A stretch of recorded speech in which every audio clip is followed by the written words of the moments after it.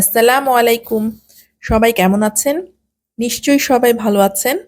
আজকে আমি তৈরি করে দেখাবো বিয়েবাড়ির বাবুর্চি রেসিপিতে জালি কাবাব। আমি এই রেসিপিটি পুরান ঢাকার এক বিখ্যাত বাবুর্চির থেকে শিখেছি। খুবই টেস্ট হয়। আমি বাসায়ও বেশ কয়েকবার তৈরি করেছি। আমার রেসিপি ফলো করে রান্না করলে আপনাদেরও জালি কাবাব হবে একেবারে বিয়েবাড়ির বাবুর্চি স্টাইলের। আসুন তাহলে কথা না বাড়িয়ে মূল রেসিপিতে চলে যাই। এখানে নিয়েছি গরুর কিমা। আপনারা চাইলে মুরগি বা খাসির কিমাও নিতে পারেন। রেসিপিটি সেমই থাকবে। নিচ্ছি পুদিনা পাতা 1/3 কাপ, কাঁচামরিচ 2 টেবিল চামচ। এখানে কিমাটা ভালো মতো ধুয়ে ঝরিয়ে নিয়েছি। আর নিচ্ছি পুদিনা পাতা 1/3 কাপ। এবার আদা রসুন বাটা দিচ্ছি আমি 2 টেবিল চামচ। এখানে আমি নিয়েছি আধা কেজি গরুর মাংসের কিমা।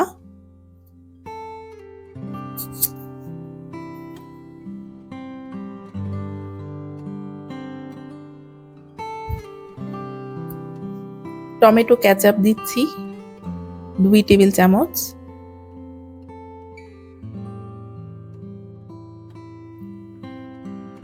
আর দিচ্ছি লবণ স্বাদ মতো।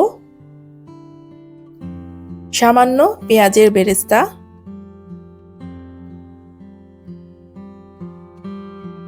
এবং সামান্য কিছু পেঁয়াজ কুচি। দুটো পাউরুটি ভালো মতো ব্লেন্ডারে ক্রাশ করে দিয়েছি। এখানে আমি দিচ্ছি কাবাব মশলা। আমি দিচ্ছি বাইরের যে তৈরি করা প্যাকেটজাত কাবাব মশলা, সেটা দিচ্ছি 2 টেবিল চামচ। চাইলে ঘরে তৈরি করা শাহি গরম মশলাও দেওয়া যায়।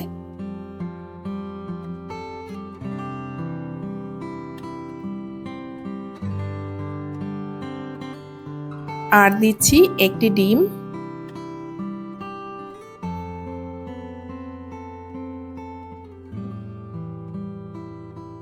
এবার হাত দিয়ে ভালো মতো মাখিয়ে নিতে হবে।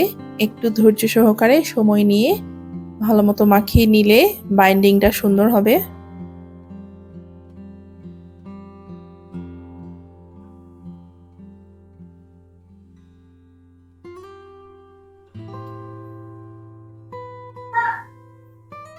বেশ কিছুক্ষণ মাখিয়ে নেওয়ার ফলে সুন্দর কালারটা পরিবর্তন হয়েছে। মাখিয়ে নেওয়াটা কিন্তু খুবই ইম্পর্টেন্ট। একটু ধৈর্য সহকারে মাখিয়ে নেবেন, এতে করে টিকিয়ার যে একটা ফ্লেভার সেটা এনহ্যান্স হবে এবং বাইন্ডিংটাও সুন্দর হবে। এবার আমি গোল গোল টিকিয়া শেপ করে নিব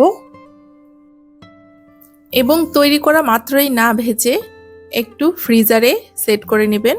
আমি এটাকে ফ্রিজারে আধা ঘন্টার জন্য রেখে দিব। আর যদি দীর্ঘদিনের জন্য সংরক্ষণ করতে চান তাহলে এইভাবেই আগে ফ্রিজ করে নিতে হবে। শক্ত হয়ে যাওয়ার পরে এটাকে একটা একটা করে তুলে এয়ারটাইট বক্সে ভরে ফ্রোজেন করতে পারেন। 1 মাস অবধি ভালো থাকবে।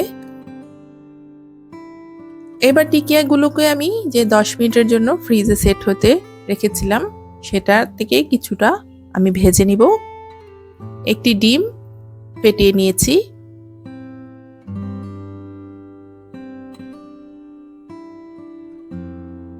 জাস্ট ডিমে ডিপ করে তেলে দিয়ে দিতে হবে।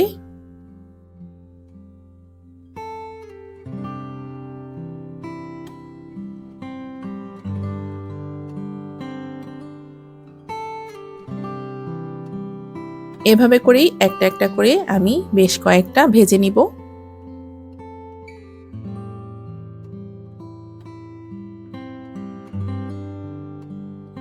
আর আমি যেগুলো ফ্রোজেন করব সেগুলো আগে থেকে বের করে রুম টেম্পারেচারে নিয়ে আসার কোনো প্রয়োজন নেই। একেবারে ডিরেক্টলি ফ্রিজ থেকে বের করে ডিমের মধ্যে ডিপ করে ভেজে নিলেই হবে। এবার এগুলোকে গোল্ডেন ব্রাউন করে ভেজে নিচ্ছি।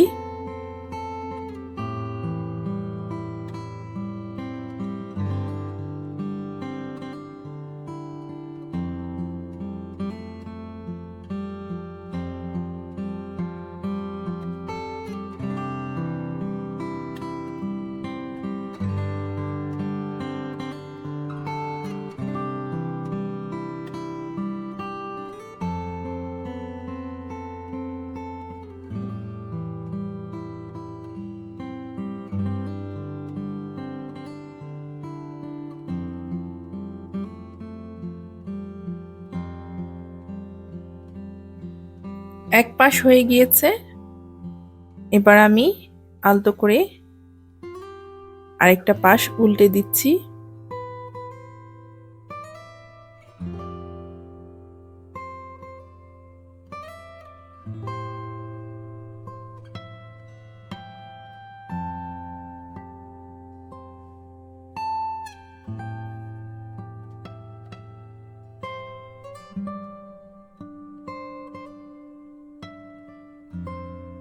একটু সময় নিয়ে ভাজতে হবে, যেহেতু গরুর মাংসের টিকা।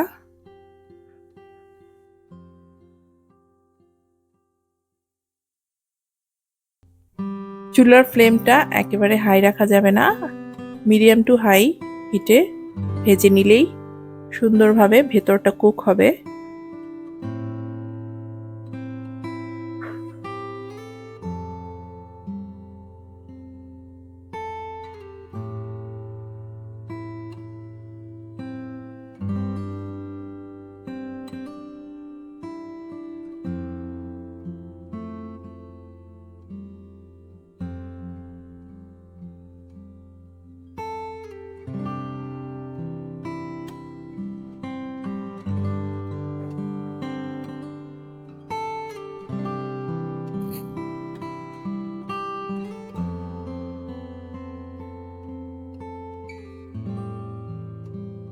গোল্ডেন ব্রাউন হয়ে গিয়েছে, এবার একটা একটা করে সবগুলো তুলে নিব।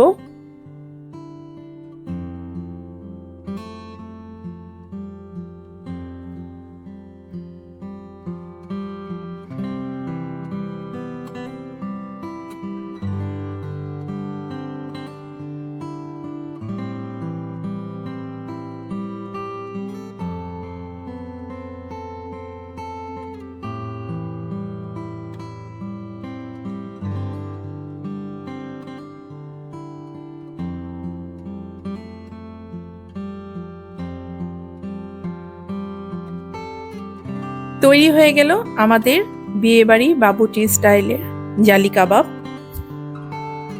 বাবুর্চির রেসিপিতে অথেন্টিক রেসিপি দেখানোর চেষ্টা করেছি, আশা করছি আপনাদের ভালো লাগবে। এটা আমি বাবুর্চির থেকে শিখেছি, এটা কিন্তু একেবারে বিয়েবাড়ির একটা টেস্ট আসবে যদি পুরোপুরি আমার রেসিপিটি ফলো করেন। আশা করছি ভালো লাগবে, আর যদি ভালো লেগে থাকে আমাকে কমেন্টে অবশ্যই জানাবেন। আর হ্যাঁ, ভিডিওটিতে একটি লাইক এবং সাবস্ক্রাইব করে দিতে ভুলবেন না। আজকের জন্য বিদায় নিচ্ছি, আল্লাহ হাফেজ।